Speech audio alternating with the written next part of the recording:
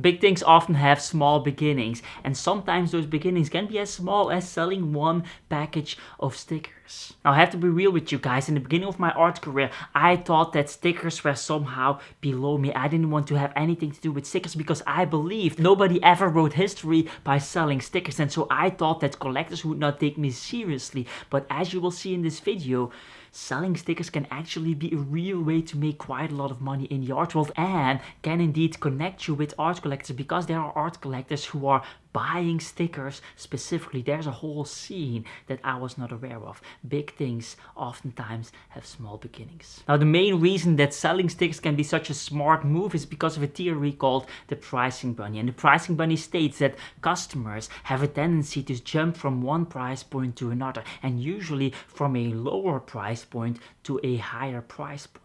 And so your task as a business owner becomes giving the customer as much space as possible to jump from one price point to another. Let me explain what I mean with that with two business rules, quite famous business rules that you're probably familiar with. Rule number 1, the easiest customers to sell to are the ones who already bought from you. And rule number 2, cheap products are easier to sell than expensive products. Now, at first sight, these two rules appear to be extremely simple, extremely easy, but when we combine them, a magical combination takes place where we start to sell cheap products, not because they will generate a lot of money, but because they will generate a lot of new customers that we can then use to sell expensive paintings, expensive products to at a later timestamp. And so if we transform this to stickers, we sell stickers at cheap price points to generate new customers, and then to a very small percentage of those customers, we will sell expensive paintings at a later date. Now, there are two main problems with this theory applied to stickers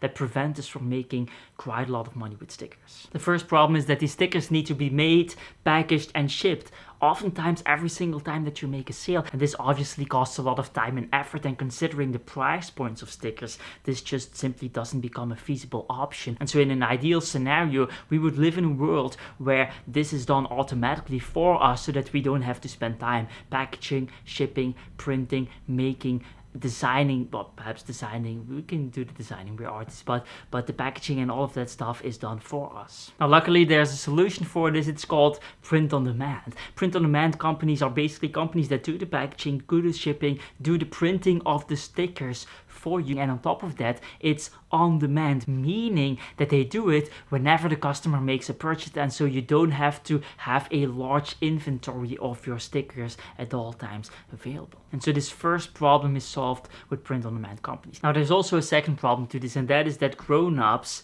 actually don't buy a lot of stickers. And so this whole pricing bunny theory will not apply to this, because children, they might jump from one price point to another, but not from a lower price point to a higher price point, because they simply don't have the money for that. And so if you are somebody that believes that grown-ups don't buy stickers, then posters or art prints via print-on-demand companies is probably more in line with your needs, because art prints and posters are slightly more expensive than stickers, and they also serve some kind of decorative quality. And so a lot of 20-somethings, 30-somethings are just moving in their first home and need some kind of decoration on their walls, and so art prints or posters are ideal for that purpose. Now, there's also another side to this coin, and those are the people that think that grown-ups are indeed buying stickers and will be buying stickers, especially in the next 10 to 20 years, because of something called nostalgia. Here's the thing: if you look at products that were hyped, that had some kind of fame when people were young, you oftentimes see two hype cycles.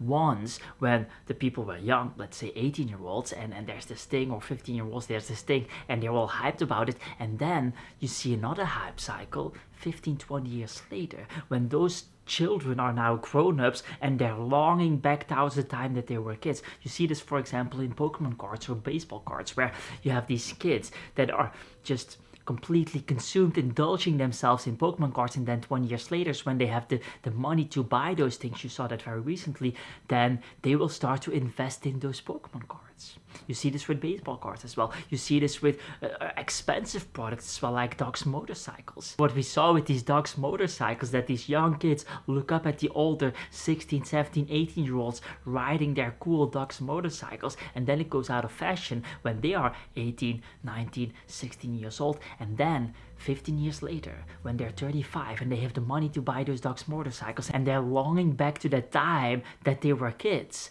they buy a Dog's motorcycle out of nowhere. And that's when you see that these Dog's motorcycles suddenly on the secondary market reach fairly insane price points. And the truth is that these people are not buying these motorcycles because they want to ride the motorcycle on a weekly basis or daily basis. No, they buy it because they want to have the feeling of trading Pokemon cards again. They want to have the feeling of being the cool kid riding the Dog's motorcycle. And the same goes for stickers. The first sticker hype cycle was when the current millennials were young, and those people are now in their late 20s, in their 30s, and they want to experience that nostalgia feeling again. And so these millennial brands that are currently in the marketplace, they know this. And so what these millennial brands will do in order to play that nostalgia card game is they will include stickers in the packaging of their product so that these millennials that are buying these products, when opening, get that nostalgia chill from seeing the stickers again. And some brands go a little bit further. Glossier, for example, when they wanted to launch or market their new or first luxury perfume, what they did was they marketed it through scented stickers to get that good old scratch and sniff sticker nostalgia going. And it doesn't stop there. What you see is that